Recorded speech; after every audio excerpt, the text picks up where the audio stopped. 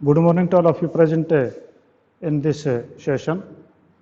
Yesterday we have made the discussion of GST chapter, that was chapter number 10, and that was a wind up yesterday. Now we are going to start a new one chapter, that is 11th chapter, name as a cash book. Mean हम जो है cash book का जो है chapter हम शुरू करने जा रहे हैं। तो इसका पूरा नाम जो है बुक्स ऑफ ओरिजिनल एंट्री।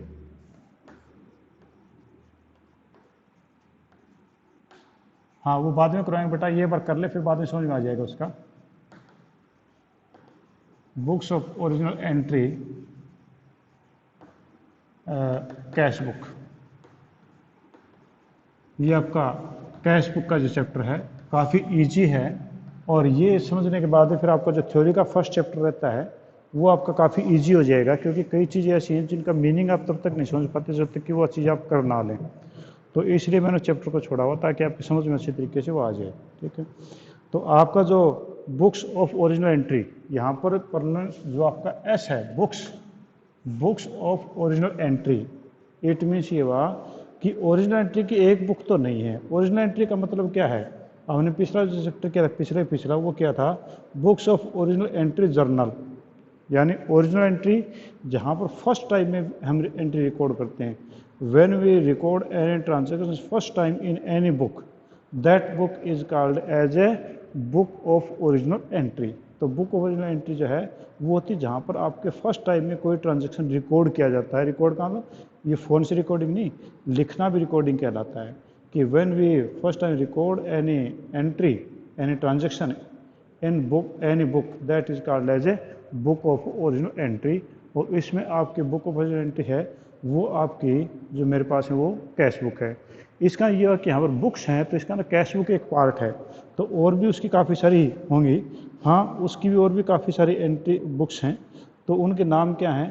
तो कहते हैं कि आपकी पहली बात तो ये कि when you have go through the chapter of the journal entry, it means all the transactions are recorded in a book that is called as journal, and all the transactions are recorded there.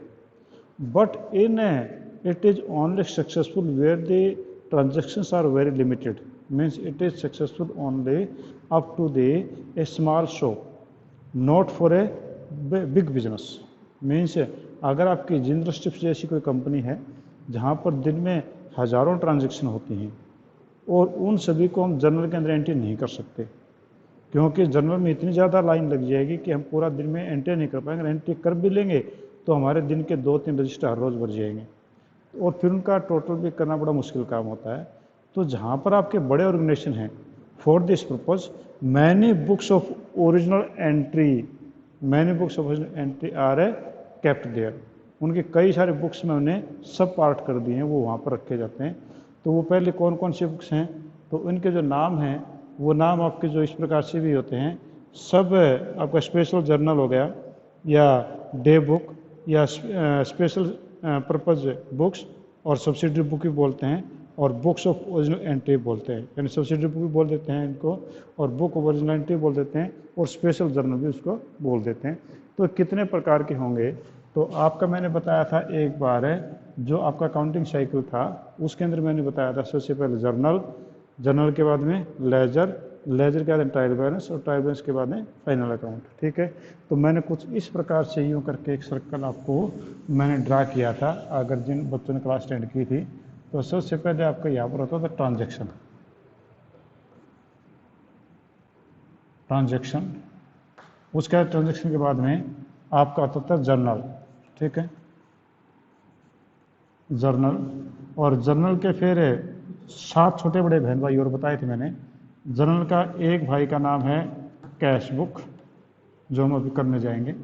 उसके बाद में है purchase book,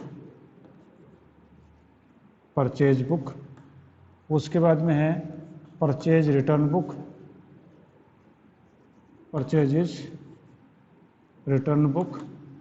उसके बाद में है sales book, और उसके बाद 5 में है सेल्स रिटर्न बुक। छठी आपके पास में है बीपी बुक का मतलब बिल पेबल बुक। 7वां है bill receivable book, bill receivable book, यानी इसको हम बीपी बुक भी बोलते हैं और हम इसको बीआर बुक बोलते हैं। और लास्ट आपका journal proper, journal proper. These are all are the original book of entry, ये सभी के सभी ओरिजिनल बुक ऑफ एंट्री आपकी कहलाती है। तो आपका सबसे पहला ट्रांजैक्शन था, ट्रांजैक्शन के बाद में आपका जर्नल बनता है, जर्नल में आपकी एंट्री की जाती है। यहाँ पर मैं बोला ना, जर्नल के अंदर आपकी एंट्री की जाती हैं। तो ये आपकी ओरिजिनल बुक है जर्नल, इसमें एंट्री की जाती है। तो कैश बुक में भी एंट्री होगी, आपकी परचेज बुक में एंट्री होगी, आपकी परचेज रिटर्न में भी एंट्री मानी जाएगी, आपकी सेल बुक में एंट्री मानी जाएगी, सेल रिटर्न बुक में एंट्री मानी जाएगी, यहाँ भी एंट्री मानी जाएगी, यहाँ भी एंट्री मानी जाएगी और यहाँ भी एंट्री मानी जाएगी। एंट्री का मतलब होता है when we record any transaction first time, that is called as entry, that is called as an entry. जो मैंने असाइनमेंट आज दी है उसके अंदर भी यहाँ पर एंट्री वर्ड आया है कि entry are made in journal और सब्सिडरी बुक और इन लेजर, कि जो जर्नल एंट्री है वो क्या जर्नल में की जाती है या सब्सिडरी बुक में की जाती है या लेजर में की जाती है। और एक जगह बोला है posting is made in journal और इन दिस बुक और लेजर, तो उनमें किस में की जाती है। तो एंट्रीज हमेशा सब्सिडरी, आपकी जो ओरिजिनल बुक ऑफ एंट्री इन्हीं में जर्नल एंट्री की जाती है। उसके बाद में आता है लेजर, आपका उसके बाद में है लेजर। लेजर, लेजर के अंदर आपकी जो पोस्टिंग होती है, लेजर में कल आपका क्लासीफाइंग होता है। मैंने आपको बताया था ना, इस प्रकार का एक टी प्रकार का आपका अकाउंट बनाया था, ये डेबिट साइड थी, ये क्रेडिट साइड थी। तो मैंने इसकी डेफिनेशन भी दी थी कि all the transactions recorded added subtracted at one place, that is called as a account और लेजर। तो यहाँ आपका सबसे पहले जनरल बनता है, जनरल के बाद में सबसे पहले ट्रांजैक्शन होती है, ट्रांजैक्शन से आप जनरल में एंट्री करते हैं या जनरल के बजाय इन्हें 7 किताबों में एंट्री करते हैं और उनसे फिर आप बनाते हैं लेजर।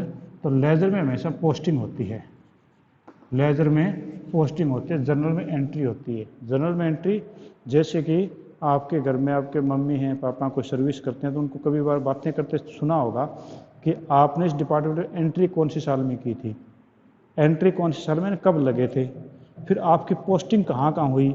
इसका यह कि जब फर्स्ट टाइम जब वो कहीं पर अपॉइंट हुए तो वो एंट्री कहलाई थी उस डिपार्टमेंट में, फिर उसके बाद में उनको किस किस जगह पे बदली किया गया, ट्रांसफ़र किया गया, तो पोस्टिंग कहलाती है। तो यहाँ पर जो ट्रांजैक्शन थे, ट्रांजैक्शन को फर्स्ट टाइम मैंने यहाँ रिकॉर्ड कर दिया, रिकॉर्ड करने के बाद में हम उनको उठा करके दूसरी जगह ले जाते हैं, तो that is called as a posting. And posting are made in ledger और in any subsequent transaction place. इसके बाद आपको कौन सा आता है, उसके बाद में ट्रायल बैलेंस, ट्रायल बैलेंस, ठीक है। यानी आपने लेजर के बाद में ट्रायल बैलेंस बनाया, ट्रायल बैलेंस के बाद में आपका बनेगा फाइनल अकाउंट। तो ये भी अकाउंट ही है, तो यहाँ पर पोस्टिंग होती है। फाइनल अकाउंट, फाइनल अकाउंट में आपके पास जो चीज़ें बनती हैं वो कौन कौन सी हैं वो मैं आपको बताता हूँ। फाइनल अकाउंट में आपको बनता है पहले ट्रेडिंग अकाउंट, पहले बनता है ट्रेडिंग अकाउंट। दूसरा आपका बनता है वो बनता है प्रॉफिट एंड लॉस अकाउंट। और तीसरा आपका बनता है वो बनती है बैलेंस शीट, बैलेंस शीट, ठीक है। तो यहाँ पर भी फाइनल अकाउंट है, अकाउंट में हमेशा पोस्टिंग होती है और कोई भी बुक है ओरिजिनल एंट्री की बुक है उसमें एंट्री होती है, ठीक है। तो ये कहता है कि आपका जो चैप्टर स्टार्ट होता है that is books of original entry, cash book. In original entry की इतनी सारी बुक्स हैं, इनमें से हम कैश बुक को हमारा स्टार्ट करने जा रहे हैं, तो ये हमारा चैप्टर स्टार्ट होता है, ठीक है। तो ये मैंने आपकी पीछे की बातें बताई थी, ये आपका कह रहा था अकाउंटिंग साइकिल, ये आपका अकाउंटिंग साइकिल है। यहाँ फाइनल अकाउंट होने के बाद में फिर दोबारा से फिर ट्रांजैक्शन अगले साल के स्टार्ट हो जाएंगे, इस तरह से चलता जाएगा। तो ये कहलाता है आपका अकाउंटिंग साइकिल। तो अब हम जो है ये कहते हैं कि कैश बुक हम क्यों बनाते हैं, कि why we prepare cash book और परचेज बुक और परचेज रिटर्न और सेल रिटर्न और सेल्स रिटर्न बुक और बीपी बुक और बीआर बुक और journal proper, why we prepare such type of the books when we can do all the things in journal only. जब journal अकेले से काम चल रहा है, ये क्यों बना रहे हैं, तो क्या होता है कि when the business is of small size then there is no problem, you can prepare the journal only. And when the business has a large size then it is impossible to keep all the things in a journal method, means there are different departments, कि आपका general में जाएंगे तो वहाँ पर आपका purchase department अलग है, आपका सेल डिपार्टमेंट अलग है, आपका कलेक्शन डिपार्टमेंट अलग है, आपका कैश डिपार्टमेंट अलग है। तो वहाँ पर ये तो है नहीं कि वो सारे डिपार्टमेंट के लिए एक ही कोई अकाउंटेंट लगा रहेगा, काम कर पाएगा, तो पॉसिबल नहीं है।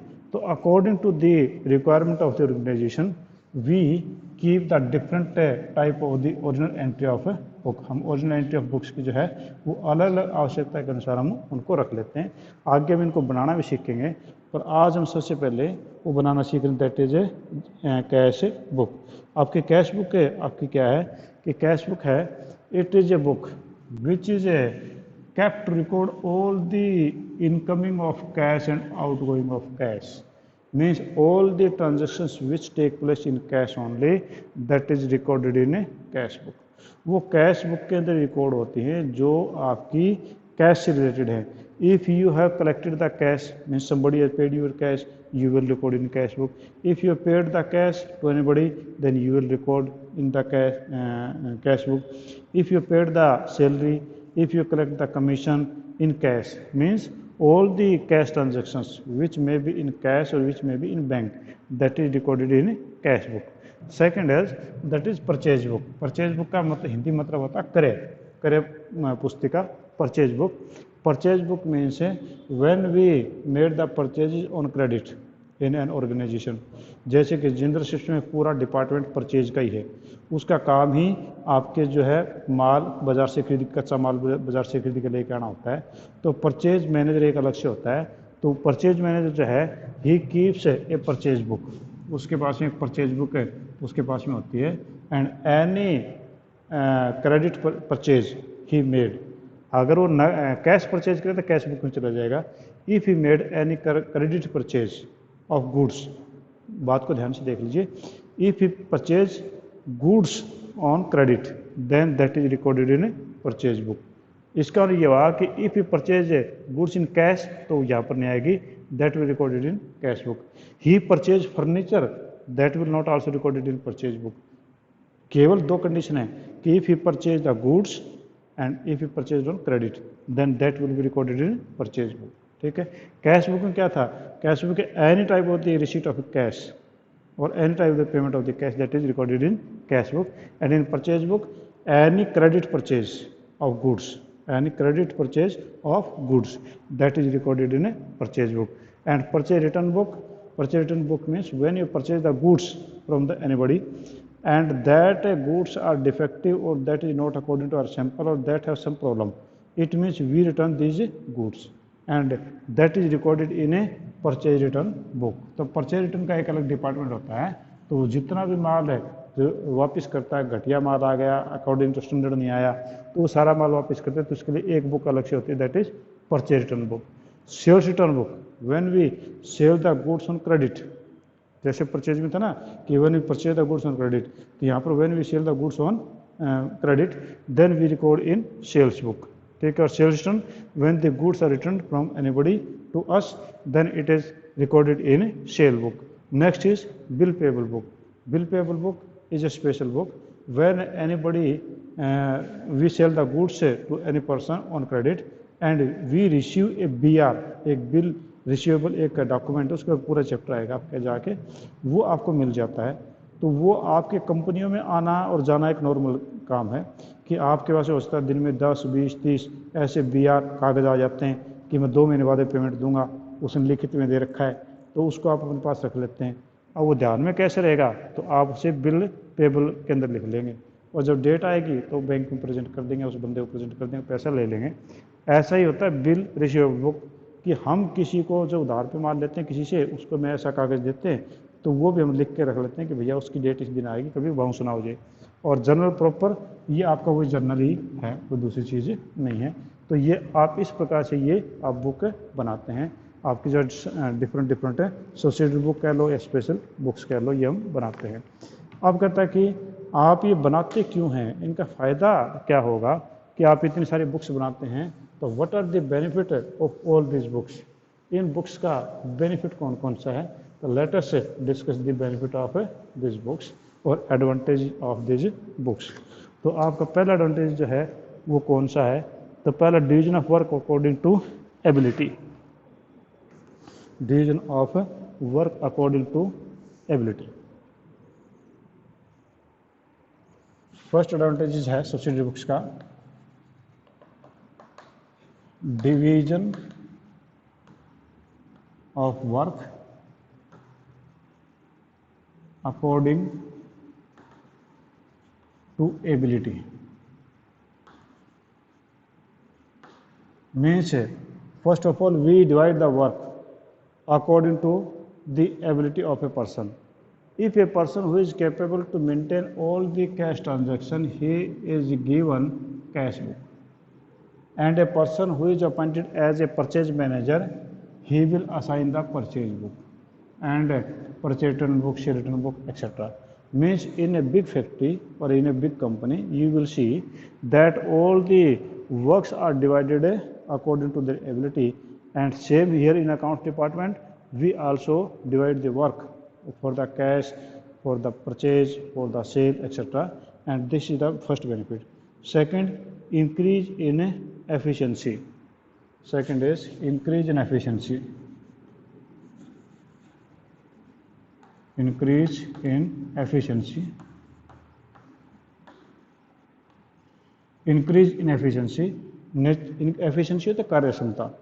Naturally, when a person who does the same work again and again, he will become the expert of that book or that particular job. It means his efficiency will increase. मान लो कोई आदमी cash book पे रोज़ काम करता है, तो वो आंखें बंद करके भी कैश बुक में एंट्री कर देगा, गलती नहीं होगी। और अगर किसी नए बंदे को बिठाएंगे तो एक एंट्री को समझ के करेगा तो काफ़ी टाइम लगेगा। तो यहाँ पर अगर एक ही बंदे को हम कैश बुक दे दें या दूसरी बुक्स दे दें तो क्या हो जाएगा, उनकी एफिशिएंसी जो है वो बढ़ जाएगी। और थर्ड का रखिए easiness in posting. Third is easiness in posting. easiness in posting means there is easiness in posting also, because if a person who is a purchase manager, he will easily post all the things easily. और ये कहे दूसरे शब्दों में कि when a person who keeping the purchase book and it is to be posted in purchase account, अगर उनको purchase account में पोस्ट करनी है कि मान लो कि आपका जो लास्ट में होती है, पर मंथ के लास्ट में होती है, in the total month there were 100 entries, आपके 100 एंट्री परचेज बुक में थी, you will do all the entries in the purchase book at the end of the month you will calculate the total purchase and you will post it to the purchase account. Purchase account हम आगे बनाना सिखाएंगे, उसमें purchase account में posting कर देंगे। यानी आपकी 100 entries थी वो केवल एक ही पोस्टिंग में एक ही जगह खत्म हो गई। और उससे ये होगा कि यहाँ पर गलतफहमी भी नहीं होगी, क्योंकि परचेज मैनेजर को पता है कि मैंने कौन कौन चीज़ें खरीदी हैं। Next is easiness in checking. Easiness in checking, easiness in checking. Easiness in checking means there will be easiness in checking also. If you want to check the cash book, you will call to the cashier and he will tell all the details. If you want to check the sale book, you will call to the sale manager and he will tell you all the things very easily. इसका नहीं होगा कि हम checking कोई भी चीज़ करना चाहें, अगर कोई एम्बिग्यूटी आपके पास में है तो हम चेक कर सकते हैं। Protection from fraud, protection from fraud,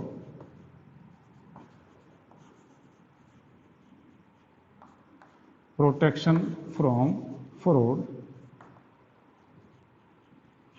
means there is a total protection from fraud also in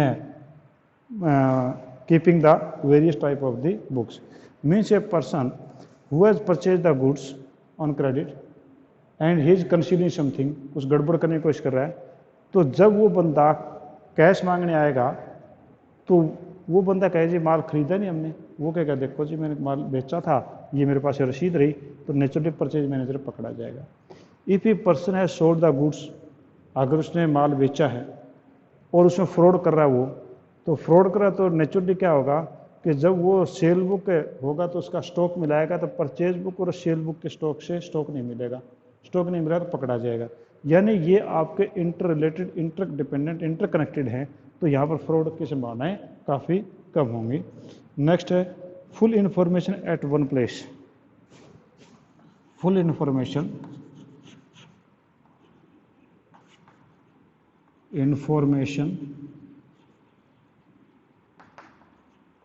at one place. Full information at one place means any type of the information regarding all these books you can get at one place. अगर आप purchase से related कोई भी information लेना चाहते हैं तो सभी के सभी चीज़ें परचेज बुक में मिल जाएंगी। अगर आप सेल से रिलेटेड कोई चीज़ें देखना चाह रहे हैं तो आपकी एक ही जगह पे सेल बुक में सारी इंफॉर्मेशन मिल जाएंगी। नेक्स्ट है flexible. Seventh is flexible. Flexible means if your requirement is to keep only 3 book, you can keep the 3 book. If your requirement is to keep the 6 book, then you can keep the 6 book. If your requirement is to keep the 8 books, then you can keep the 8 book also. Means there is a flexibility. If you want to keep more books, you can keep more. If you want to keep less book, then you can keep less book. Fixation of responsibility. Last one is fixation of responsibility.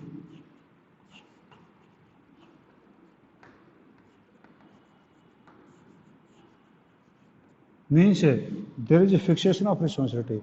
Any person who keep the purchase book, he is responsible for purchase, and any person who is keeping the sale book, he is responsible for the sales. It means the responsibility can be fixed very easily. तो आपकी इसके फायदे होंगे। अब कहते हैं कि cash book है और इसका मीनिंग एंड इम्पोर्टेंस क्या है। तो कैश बुक जो है ये क्या है, मैंने अभी आपको बताया था कि cash book means the recording of receipt and payment. Cash book mean recording of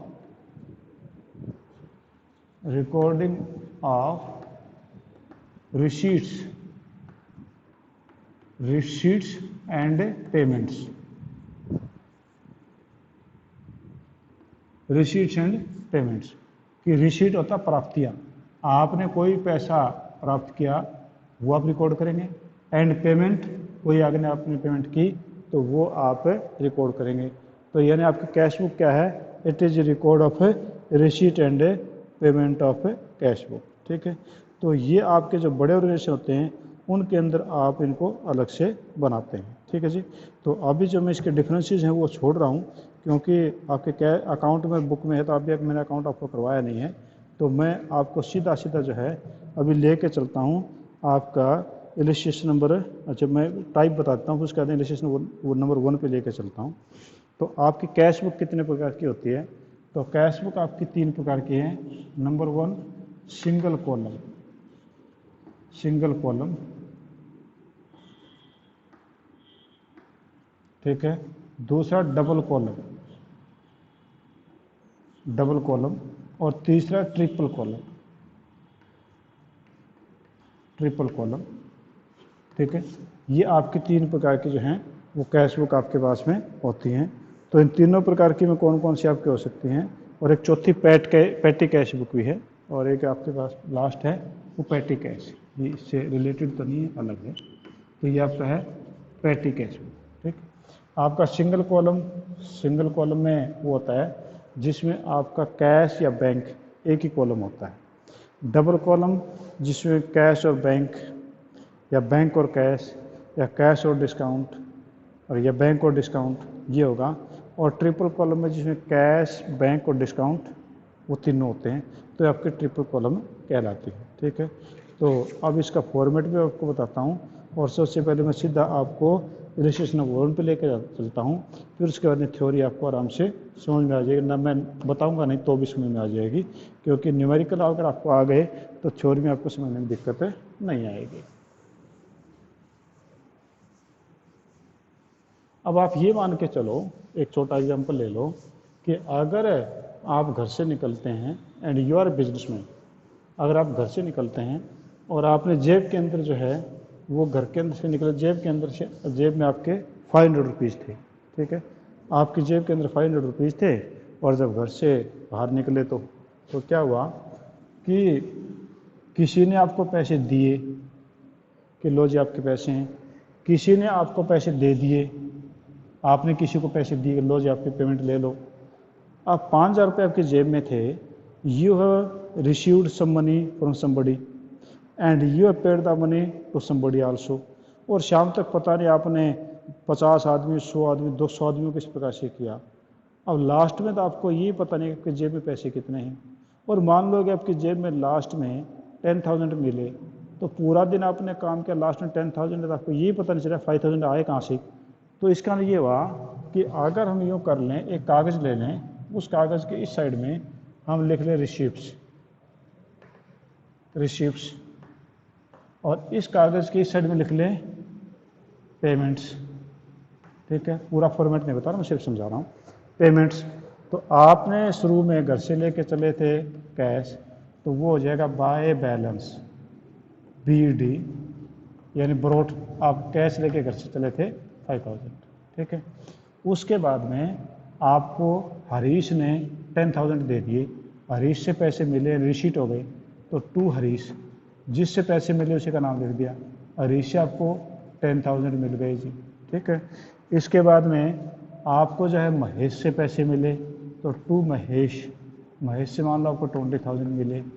in between आपने जो है सैलरी पेमेंट कर दी, तो by salary and payment side में बाय सैलरी आपने सैलरी पे कर दी, मान लो 15,000। ठीक है, आपके बिजली का बिल भी आ गया था, तो bye electricity bill, electricity bill की आपने पेमेंट कर दी 2,000 की। ठीक है, उसी प्रकार से आपका टेलीफोन बिल आ गया, तो bye telephone bill, telephone bill आपके पास में आ गया, वो मान लो 3,000 आ गया। ठीक है, अब आप ये देखना चाह रहे हैं कि आपके पास में टोटल आपकी जेब में कितने पैसे आज हैं। तो आप इसको कैसे देखेंगे टोटल आपकी जेब में कितने पैसे हैं। तो आपने टोटल कितना आया था, रिसीट कितने, 5,000 रुपये आपकी जेब में थे, फिर 10 ये मिले, 20 ये मिले, तो 20 और 10 30 और 5 35, यानी 35,000 आपको टोटल रिसीट हुई।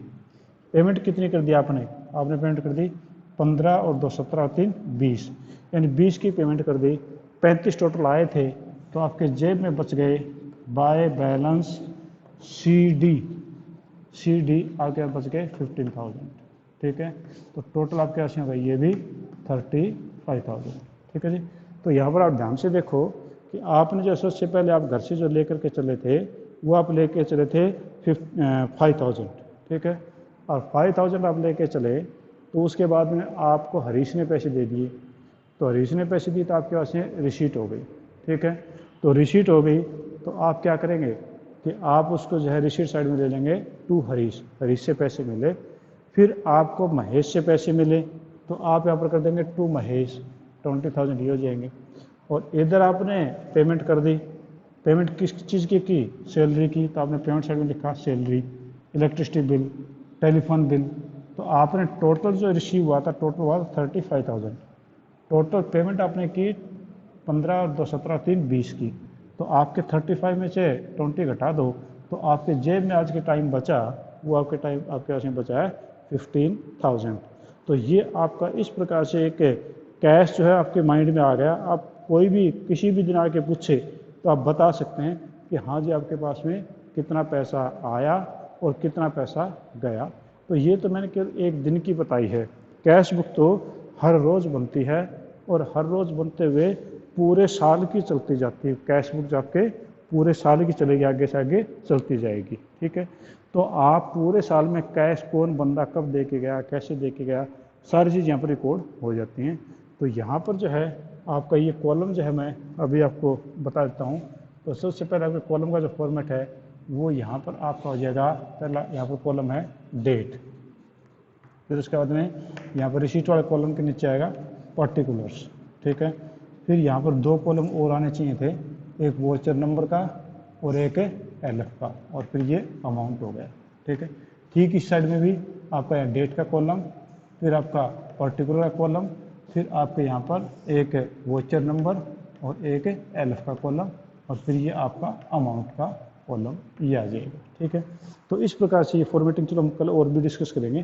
तो आपको एक मोटा मोटा आइडिया ये आ गया होगा कि किस प्रकार से आप जो कैश का आना और कैश का जाना जो है उसको आप किस प्रकार से नोट कर सकते हैं।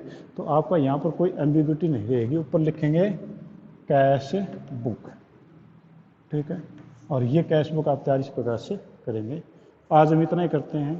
ठीक है, इलस्ट्रेशन नंबर कल हम फर्स्ट से स्टार्ट करेंगे। Any problem you want to ask? कोई चीज़ आप पूछना चाहते हैं पूछिए मेरे से।